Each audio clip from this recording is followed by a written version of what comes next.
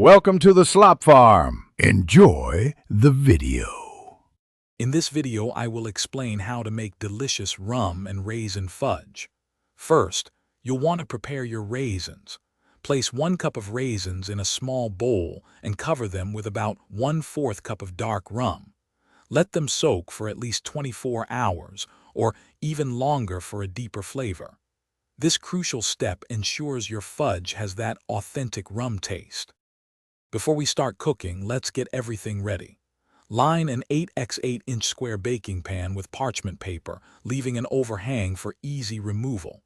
Measure out 3 cups of granulated sugar, 1/2 cup of butter, and 2/3 cup of evaporated milk. Also, have 12 ounces of semi-sweet chocolate chips ready. This preparation makes the cooking process smooth. Now let's cook the fudge base.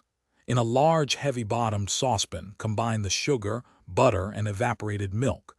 Bring the mixture to a rolling boil over medium heat, stirring continuously to prevent scorching. Continue cooking, stirring occasionally until a candy thermometer reads 235 degrees F. This is the soft ball stage, essential for perfect fudge texture.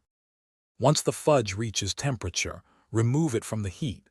Immediately stir in the 12 ounces of chocolate chips and 1 teaspoon of vanilla extract until smooth. Drain your rum-soaked raisins well, then gently fold them into the fudge.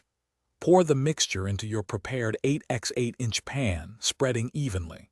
Chill for at least 2 hours until firm, then cut and enjoy. Thanks for watching. Consider subscribing if we helped you today.